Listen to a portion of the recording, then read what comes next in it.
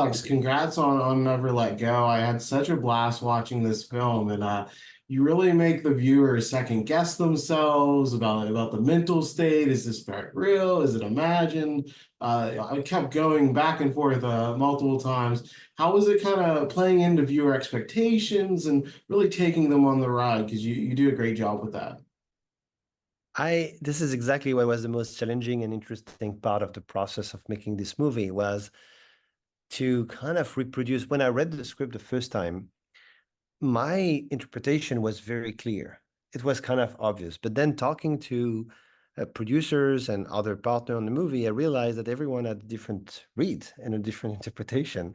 And I was, oh, so I need to make it more clear. But then I was like, oh, maybe it's interesting to keep all those interpretation alive, to make a movie that doesn't really necessarily give you like, oh, that was all supernatural, oh, that was just all like mental illness, oh, that was just, but keep a conversation and to manage to play also with the audience mind as you go into the movie, to play with the mystery, to have them, oh, okay, I know what's going, oh no, it's taking another direction, oh, it's to keep those twist and turn very exciting, to generate like a suspenseful feeling, because it's not the usual gory, very graphic horror movie.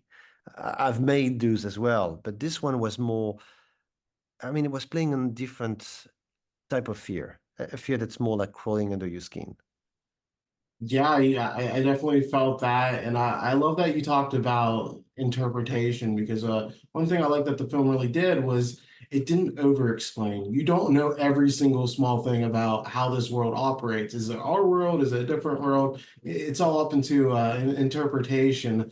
Could you speak to that? Because I feel like a lot of people they say they want to know everything about a world, but I don't think they actually mean that. I think it's far more fun to have that mystery there.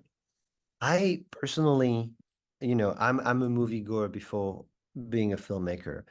And I remember, and still, every year when I watch The Shining, because this is like my one of my favorite movie, and I watch it again and again and again, I see different things. I interpret it in a different way. And I feel that this is one of the only movie that doesn't try to give you all the explanation, that doesn't try to give you all the elements. I mean, David Lynch did it really well as well in many movies. But there is also this Japanese classic horror movie from the 60s called Onibaba that is one of my favorite movie all time, that also have this multiple interpretation. Is it supernatural? Is she crazy? There's a lot of things that's happening in this movie that I thought was kind of related to Never Let Go.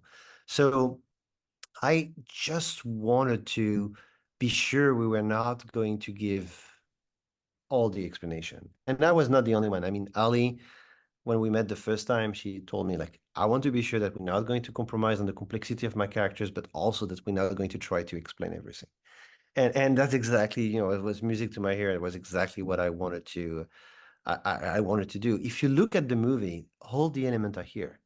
All the clues are in the movie. You have all the information you need, but you just need a little bit more work. You just need to be a little bit more proactive to connect all the dots together to figure out the right interpretation, if there is one, because of course, maybe there is two, or maybe, maybe there, I mean, I'm not going to give you mine, but, for me, it's quite clear.